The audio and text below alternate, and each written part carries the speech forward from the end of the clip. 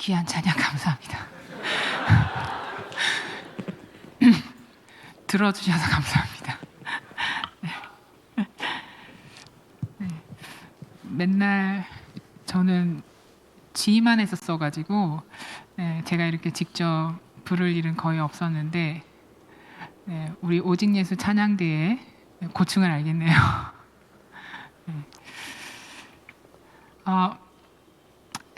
말씀 보겠습니다. 오늘 디모데후서 3장 14절에서 17절 말씀인데요. 오늘 본문 디모데후서는 사도 바울이 특별히 애정하고 그리고 믿음 안에서 참 아들이라고 칭했던 디모데라는 인물에게 쓴 편지입니다. 서신서죠. 목회 서신입니다.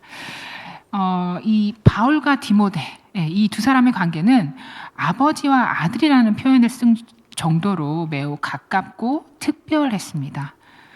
신약 성경에 보면은 이렇게 복음서가 먼저 나오고요. 그 복음서 뒤에 바울의 서신들, 바울의 편지들이 쭉 이렇게 13개 정도 나오는데 그 서신들 중에 보면은 디모데 전후서, 그리고 빌레몬서, 그리고 데살로니가 전서, 또 골로새서, 또 빌립보서, 그리고 고린도 후서 등 거의 한 6개, 7개 정도에서 다 디모데의 이름이 거론됩니다. 정말 많은 서신에서 디모데의 이름이 언급되고 있는데요. 이 바울과 디모데의 만남은 어떻게 시작되었냐면은 바울이 1차, 2차, 3차 이렇게 전도 여행을 다니지 않습니까? 근데 1차 전도 여행 중에 루스드라라는 지역에 가게 돼요.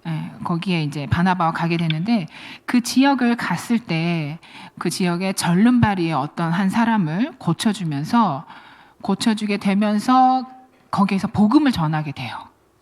근데 그 복음을 전하는 과정에서 그 유대인들과 충돌하게 됩니다. 그러면서 그 유대인들이 바울을 죽이기 위해서 돌을 던져요. 그래서 거의 바울이 죽기 직전까지 실신해서 사람들은 이제 바울이 죽은 줄 알고 밖으로 내다 버려요. 근데 정말 기적적으로 하나님의 은혜로 바울은 살아나게 되고 그 장면을 디모데가 보게 됩니다. 그러면서 디모데는 매우 충격을 받게 되죠. 무엇 때문에 저 사람은 자기의 생명까지 내어가면서 복음을 전하는 것일까? 충격을 받게 되고 그렇게 그 바울의 모습을 본 디모데는 바울의 2차 전도 여행 때 동역자로 동행하게 되면서 그리고 장차 이 이방 지역의 여러 교회에 파송이 되어서 복음을 전하는 지도자가 됩니다. 바울과 디모데의 관계는 이런 특별한 관계성이 있고요. 그리고 이 디모데후서가 그 디모데에게 미치는 영향이 있었는데 무엇이었냐면 이 디모데후서는 바울이 자신의 삶에서 마지막으로 쓴 유언과도 같은 편지입니다. 유언장과도 같은 편지예요. 매우 개인적이기도 하면서도 매우 호소하고 있습니다. 그 당시 배경이 이제 로마의 네로 황제로 인해서 기독교가 매우 핍박을 받던 시기였습니다. 바울 또한 로마 감옥에 갇혀서 자신이 처형이 될 것이라는 것을, 죽음을 앞두고 있다라는 것을 예견하면서 디모데에게 편지를 쓴 것인데요. 죽음을 앞두고 쓴 편지이기 때문에 바울 자신이 하나님 앞에서 얼마나 처절하게 그리고 신실하게 그렇게 살아냈었는지, 그리고 그 삶의 태도를 디모데에게 매우 간절하게 따르고 지켜줄 것을 당부하는 내용들이 담겨져 있습니다.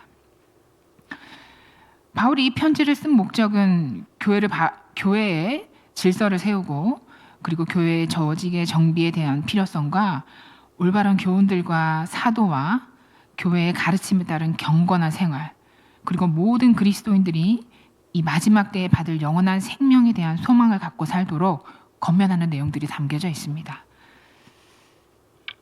비록 아주 오래전 바울이 디모데에게 개인적으로 쓴 편지이긴 하지만 오늘날 이 편지를 읽고 있는, 이 서신서를 보는 우리들에게도 분명 해당되고 당부되는 그런 중요한 가치를 담고 있다고 생각됩니다.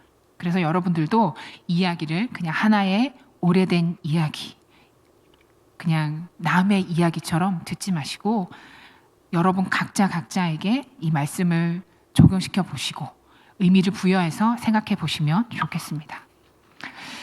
오늘 본문 14절을 먼저 보겠는데요. 14절에 보면은 너는 배우고 확신한 일에 거하라라고 바울이 디모데에게 권면하고 있습니다. 네. 그렇다면 디모데가 배우고 확신한 일이 무엇이었을까요? 이것을 알기 위해서는 먼저 15절을 좀 함께 읽어봤으면 좋겠는데요. 15절 함께 보겠습니다. 함께 읽겠습니다. 시작.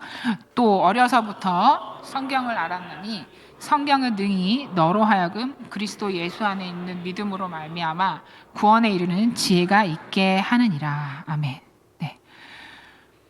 바울은 성경의 중요함에 대해 말하고 있습니다. 성경에 대해 그리스도 예수 안에서 있는 믿음으로 말미암아 구원에 이르는 지혜가 있게 하느니라라고 말하면서 디모데에게 그렇게 얘기해요. 너가 어려서부터 성경을 알았다고 말하고 있습니다. 디모데의 어릴 적 신앙 배경을 좀 살펴보면은 유대인이셨던 외할머니 로이스와 어머니 유니게를 통해 어렸을 때부터 이 기독교를 접하게 됐어요. 그래서 성경을 읽고 그리고 신앙생활을 하게 되었습니다. 근데 이 신앙생활을 했다라는 것이 성경을 읽었다는 것이 단순히 문자적인 것이 아니겠죠. 네, 그냥 책만 보고 산 것이 아니라 할머니와 어머니로부터 이 기독교의 신앙생활, 삶이 어떠했는지를 그는 배웠던 것입니다. 그리고 성인이 되어서 사도 바울을 만나게 되면서 그의 이 기독교의 삶은 완전히 바뀌게 되죠. 그래서 14절 후반절에 보면 너는 내가 누구에게서 배운 것을 알며라고 되어 있는데 이것은 디모데가 예수 그리스도에 대한 복음의 진리를 바울로부터 배우고 나서 삶이 바뀌고 그 힘들고 어려운 사역 가운데에서도 끝까지 그 사명을 감당해내게 되었다라는 것을 이야기하고 있습니다. 여러분, 이 자리에는 디모데처럼 태어났을 때부터 하나님을 알게 되고 성경을 접하고 배웠던 분들도 계시겠지만 그렇지 못하고 고등학생 때나 대학생 때나 또는 직장을 가게 되어서 교회를 알게 되고 성경을 접하신 분들도 있을 거라고 생각됩니다. 그러나 여러분, 성경을 언제 알게 되었냐, 언제 접하게 되었냐, 그것이 중요한 것은 아닙니다. 내가 성경을 읽게 된 그때로부터 비록 어렸을 때부터 보지 못했다 하더라도 그 성경을 내가 차근차근 꾸준히 읽는다면 어떤 시기에 읽느냐는 사실 중요하지 않다고 생각합니다. 디모데는 감사하게도 부모로부터 물려받은 신앙으로 어렸을 때부터 착실하게 그렇게 기독교인으로 삶을 살았어요. 하지만 그 삶을 살았다고 해서 정말 하나님께 자신을 다 내어드리면서 살았는지는 알 수 없습니다. 우리가 알 수 있는 것은 바울을 만나고 나서부터 디모데가 바뀌었다라는 것입니다. 자신의 삶의 방향을 완전히 하나님 앞으로 바꾸고 드리기 시작되었던 것입니다. 아마 성인이 되고 나서부터였겠죠. 그렇다면 우리가 이 디모데의 모습을 보면서 다시 한번 14절로 돌아가서 생각해 보고 싶은 것은요. 무엇이냐면 바울이 그렇게 얘기하고 있죠. 너는 배우고 확실한 일에 거하라. 먼저 배우라는 것입니다. 여러분 매주 우리 오부 예배 끝나고 나면 옥장 모임 하시죠. 거기서 성경 공부도 하시고 또 목장 모임뿐만 아니라 우리 이제 봄에 곧 양육 프로그램들이 열릴 텐데 뭐 DTL이라든지 알파라든지 여러분 그런 양육 프로그램도 신청하셔서 듣고 있으시죠? 우리는 그런 배울 기회들이 있습니다. 그런데 여러분 그런 시간들을 여러분은 얼마나 사모하고 기다리고 나 이번에 말씀 배울 거야. 나 이번 주에 가가지고 우리 저희 지난 텀에 누가복음 했었는데 누가복음 나 오늘 이 부분 꼭 알고 싶어. 이런 간절한 마음으로 가시는 분 있으시겠죠? 네, 있으실 거라 생각합니다. 하지만 제가 자신 있게 말을 하진 못합니다. 그렇지만 여러분 중에는 우리 중에는 그런 기대감 없이 좀 오늘 좀 뭐 말씀 좀 지겨운데 뭐 어쩔 수 없지 이렇게 생각하고 가시는 분도 계실 수 있을 것 같아요. 네. 우리 중에 가장 아쉬운 부분, 우리 기독교인들이 그리스도인들이 좀 아쉬운 부분이 뭐냐면 물론 안 그런 분도 있어요. 매일 말씀 보고 주석 옆에 이렇게 챙겨놓고 주석 보면서 이렇게 연구하고 하는 친구들도 있겠지만 우리가 사실 대부분 성경에 대해서 잘 모른다라는 거예요. 근데 그 잘 모르는 것에 대해서 거리낌이 없어요. 모를 수도 있지. 부끄럽지만 저 자신도 아는 부분도 있고 모르는 부분도 있습니다. 라고 여러분에게 솔직하게 고백할 수밖에 없습니다. 안타까운 현실입니다. 그래서 안 믿는 친구가 야, 기독교가 뭔데? 성경이 뭔데? 예수님이 누군데? 너 그거 왜 믿는데? 이렇게 물어보면 여러분 확신을 가지고 명확하게 대답하실 수 있나요?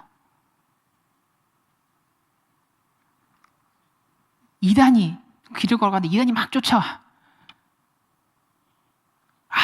저희 교회에서 이런 이상한 앞뒤 안 맞는 끝이 다른 그런 자신들의 교리를 들이대면서 이야기를 할 때 여러분 반박하실 수 있어요?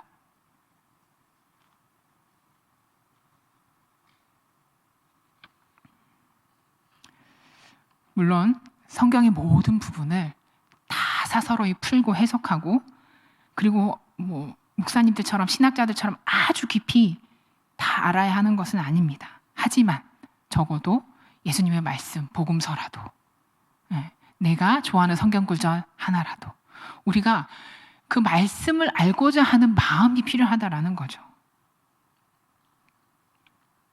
근데 오늘날 시대는 말씀 알기를 별로 그렇게 원하지 않는 것 같아요. 사실 되게 조심해야 될 부분이 지금 뭐 우리나라뿐만 아니라 미국도 그런데 굉장히 찬양이 부흥되어 있죠. 워십팀, 찬양팀 활발하게 미디어나 뭐 이런 공연들을 통해서 찬양이 발전하고 발달하고 있습니다. 근데 그런 음악적으로 뛰어난 퍼포먼스적인 찬양이 활성화된 교회가 메가처치로 성장하고 있어요. 우리는 찬양이 중요하지 않다는 것이 아닙니다. 저는 찬양을 좋아합니다. 하지만 말씀이 없는, 성경이 없는 그 찬양의 자리는 그냥 우리의 감정을 흔들 뿐이에요. 저는 우리가 그런 경계를 할 수도 있는 분별력을 가져야 된다고 생각합니다. 이유야 여러분들 넘쳐나죠. 성경이 너무 어려워요. 학과 공부가 너무 빡세고 힘들어요. 직장이 너무 바쁩니다. 나한테 와닿지 않아요, 성경이. 이유야 많습니다. 그리고 뭐 하나님 우리 이런 거 다 몰라도 이해해 주시잖아요. 인자하시고 자비하시고 너그러우신 분이니까. 네, 물론 하나님 그런 분이시지만 우리가 그런 하나님을 잘 알고 어떤 분이신지를 알고 그 성품을 우리가 이해해야지만이 우리 삶에서 하나님을 고백하고 따라갈 수 있지 않을까요? 그래서 바울은 성경을 배우라라는 것입니다. 근데 이 말씀을 우리가 보지 않으면 우리가 어떤 상태로 가는지 한번 또 보고 싶은데요. 오늘 말씀을 보지는 않았지만 디모데후서 3장 상반절에 보면은 이런 구절들이 있습니다. 이 세상이 약해져서 자기를 사랑하고 돈을 사랑하며 감사하지 않으며 선한 것을 좋아하지 않는다라는 표현이 나와요. 네. 2절에 디모데후서 3장 2절에 나오는데요. 우리가 성경을 그냥 등한시하게 되면은 우리 심령 안에 이런 것들이 차곡차곡 쌓이게 됩니다. 세상적인 것들이 쌓이게 돼요. 그러면 사단은 그 틈을 놓치지 않죠. 우리의 그런 연약하고 부족한 부분을 건드리면서 그래, 야, 돈이 더 나아, 네 자신이 먼저 좋아야지, 즐겨. 너를 희생하면서 남을 돕지 마. 자, 이렇게 내 마음에 차곡차곡, 우리의 심령 가운데 이런 거 차곡차곡 쌓이면 어떻게 될까요? 3장 5절에 보면은 이렇게 나옵니다. 경건의 모양은 있으나 경건의 능력은 부인한다. 네, 이 말은 겉으로는 하나님을 섬기는 채 하나 실제로는 하나님을 경외하지 않는다는 뜻입니다.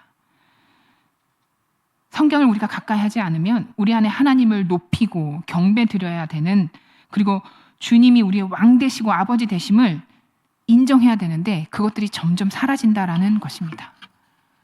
그리고 7절을 보시면 항상 배우나 끝내 진리의 지식에 이를 수 없느니라 라고 나옵니다. 말씀을 듣고 배우는 것 같지만 우리 안에 깨달음이 없고 겉으로만 경건한 척 보이고 그 진리를 찾아서 참된 그리스도인으로 살아가는 삶이 없어진다라는 거죠. 여러분, 우리 자신을 만약 이렇게 내버려 둔다면 아까 우리가 읽었던 15절 하반절의 그 말씀처럼 믿음으로 구원에 이르는 그 지혜를 알 수 없습니다.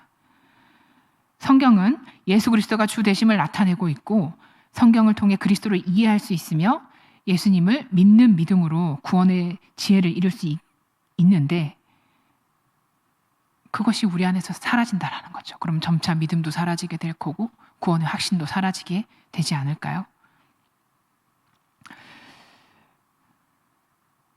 그리고 바울은 두 번째, 첫 번째는 성경을 배우라고 했고 두 번째는 확신한 일에 거하라라고 하였습니다. 바울은 기독교인을 핍박하고 잡아들이던 사람에서 자신의 생명을 다할 때까지 주 예수 그리스도를 전하고 증거하는 사람으로 변하였습니다. 사람들은 사회가 점점 혼란스러워지고 악하여질수록 내가 가장 믿고 신뢰할 수 있는 무언가를 찾아요. 그 원천들을 찾길 원해요. 아, 진짜가 뭘까? 아, 이렇게 막 뭐가 뭔지 모르는 혼란스러운 세상 속에서 나는 무엇을 쫓아가야 될까? 진실이 뭘까? 이런 걸 찾길 원합니다. 우리 안에는. 바울은 그 진리를 찾았고 그것을 디모데에게 가르쳤습니다.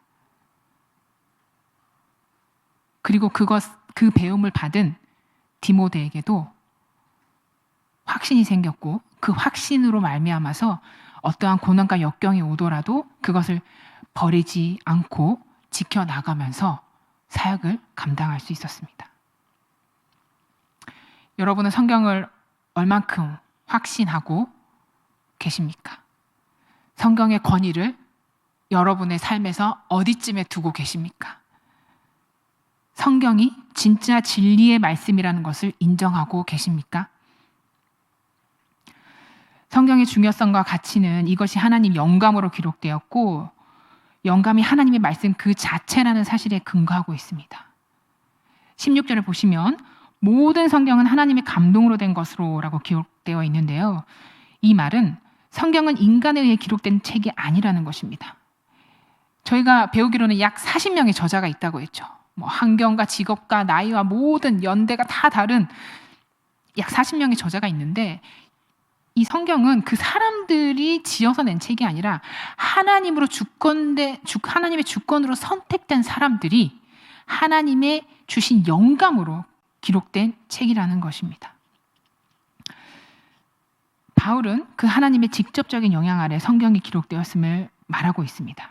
그렇기 때문에 우리도 성경을 볼 때 그냥 우리의 생각대로 보는 것이 아니라 성령의 조명하심을 바라고 기도하면서 성령님, 오늘 이 말씀을 들을 때 성령님께서 인도하여 주셔서 주님이 말씀하시는 뜻과 의미를 깨달을 수 있도록 인도하여 주십시오.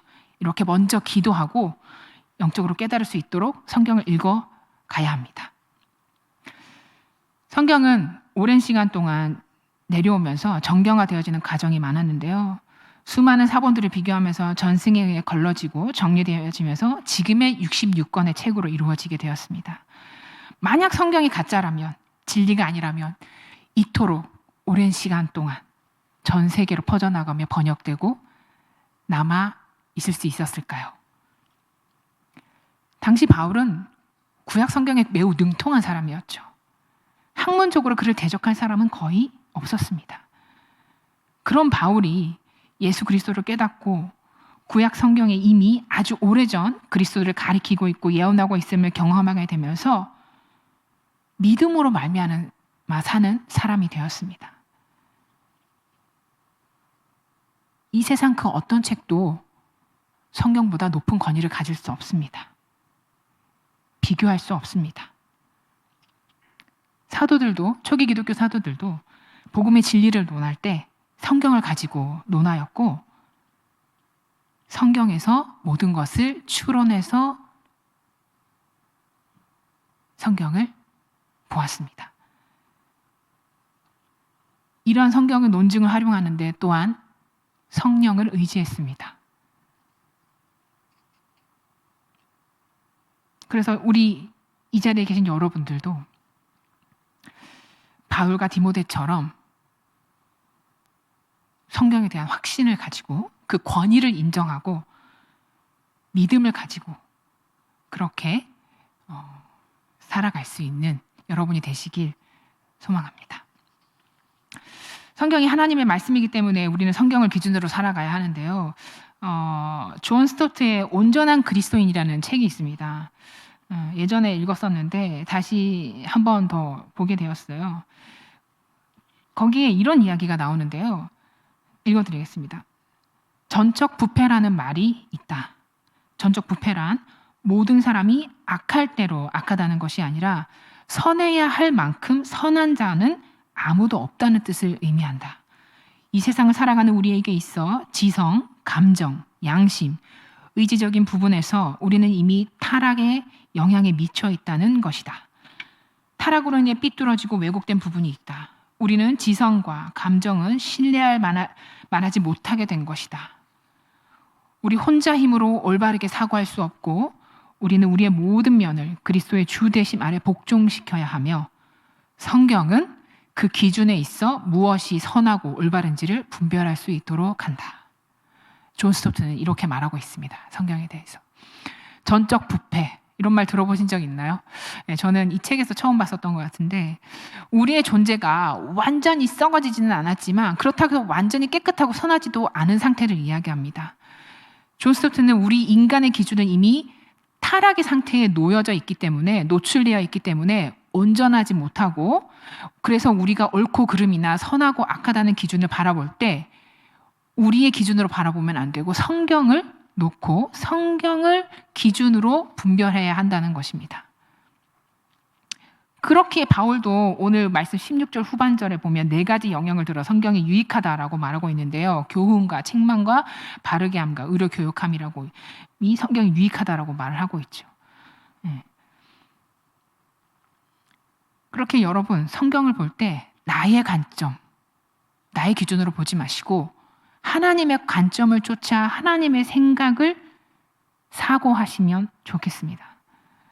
우리가 우리의 생각과 마음을 우리 입술을 통해서 표현하잖아요. 성경은 하나님께서 하나님의 생각과 마음을 표현해 놓으신 것입니다. 그렇기 때문에 성경을 바라볼 때는 성령을 의지하면서 우리의 관점이 아닌 하나님의 관점으로 볼 수 있어야 합니다. 마지막으로 성경의 목표는 우리를 하나님의 사람으로 온전케 하는 것에 있습니다. 17절을 다 같이 한번 읽어보면 좋겠는데요. 3장 17절 읽겠습니다. 시작. 이는 하나님의 사람으로 온전하게 하며 모든 선한 일을 행할 능력을 갖추게 하려 함이라. 아멘. 성경 없이 그리스도인다운 생활을 영위한다는 건 사실상 불가능합니다. 성경 안 읽고 지내실 수 있나요? 네, 물론 지낼 수는 있죠. 그리스도인다운 생활이라는 것은 하나님 말씀에 대한 반응이 있어야 되는 것이거든요. 그 말씀을 믿는 것입니다. 그런데 만약 여러분에게 믿어야 할 하나님 말씀이 없다면 그건 신앙을 가질 수 없는 것이죠. 생각해 보십시오.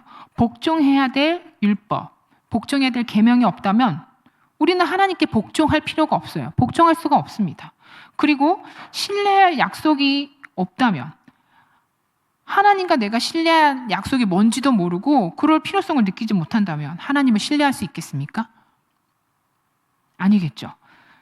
성경에는 하나님의 약속, 명령, 계시 등이 모두 들어가 있는데 우리는 성경을 보면서 이것들을 알아나가야 됩니다.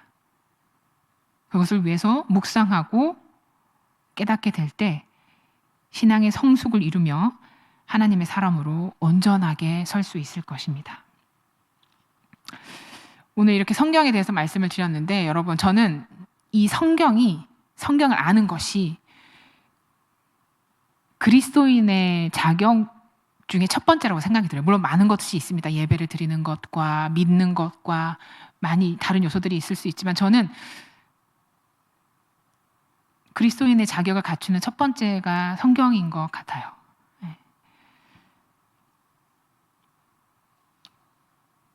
이 믿음도 사실은 로마서 10장 17절에 보면은 뭐라고 되어 있냐면요. 그러므로 믿음은 들음에서 나며 들음은 그리스도의 말씀으로 말미암았느니라 라고 기록되어 있습니다. 그리스도의 말씀, 즉 성경이죠. 내가 성경을 많이 읽고 이해할수록 내 삶의 중심이 흔들리지 않고 그 믿음이 흔들리지 않는 것입니다. 그래서 이 믿음이 흔들리지 않고 살아갈 수 있을 때 오늘 17절에서 이야기하는 하반절에 얘기하는 하나님의 사람으로 온전하게 되고 모든 선한 일을 행할 능력을 갖추게 된다라는 것입니다. 여기서 말하는 선한 일은 단순히 구제, 섬김 이런 착한 일이 아닙니다. 디모데전서 3장 1절과 디모데후서 4장 1절에서 5절을 이제 근거로 보면은 바울이 이야기하고 있는 것은 말씀을 전파하는 일입니다. 물론 이 디모데후서는 일반 평신도에게 전하는 것이 아니라 디모데 같은 지도자에게 사실 편지를 쓴 내용이긴 합니다. 하지만 여러분, 여기 계신 모든 분들 리더가 되지 않으실 겁니까? 리더가 되실 분들이잖아요. 그리스도인으로서 이 세상 가운데에 복음을 전파하고 빛과 소금의 역할을 하실 분들이잖아요. 바울은 그렇게 얘기하고 있습니다. 우리의 선한 일은 구제, 섬김, 선한 일, 누구를 돕는 거, 나를 희생하는 거, 이건 그냥 디폴트라는 거예요. 우리가 그런 일들을 하는 것은 결국 복음을 위해서이고 전도자의 직무를 다하기 위한 것이라는 것입니다. 네, 여러분 말씀을 맺겠습니다. 아까 신주거 목사님은 앞에서 이렇게 소감을 얘기하셨는데 저는 2007년에 이곳에 2007년 몇 년 엄청 오래됐죠. 2007년 이곳에 청년으로 처음 왔어요. 청년으로 왔는데 이제 시간이 이렇게 흘러가지고 나이도 먹고 결혼도 하고 여러분의 신앙의 선배로 또 교역자로 지금 이렇게 섰는데요. 저는 2020년부터 네, 그죠, 한 5, 6년 됐죠. 네, 이렇게 교육자로 이렇게 여러분들을 맞이하면서 그 오랜 시간 이 공동체가 저에게는 참 너무나 좋았어요. 좋고 귀하고 솔직히 떠나고 싶지 않았던 곳이기도 합니다. 그러니까 떠나지 않는다라는 게 그 따뜻함이 저에게는 여전히 남아 있었던 것 같아요. 네, 교육자가 되고 나서도 저는 그 제가 받았던 그 따뜻함과 하나님의 사랑을 이 공동체에 흘려보내고 싶었어요. 근데 제가 흘려보낸 것보다 여러분에게 받았던 것이 사실 더 컸던 것 같긴 합니다. 예.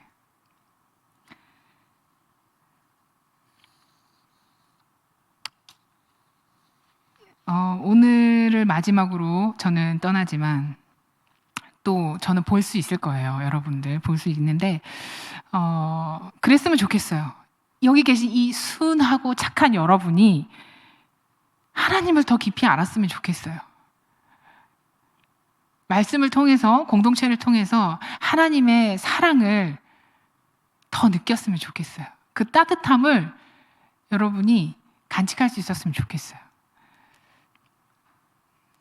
청년들 만나보면 정말 고민과 갈등이 많습니다. 작은 관계 하나에도 막 흔들리고 막 교회 가기 싫어요 막 그러고 그리고 막 전 어떻게 해야 되죠? 어디로 가야 되죠? 뭘 선택해야 되죠?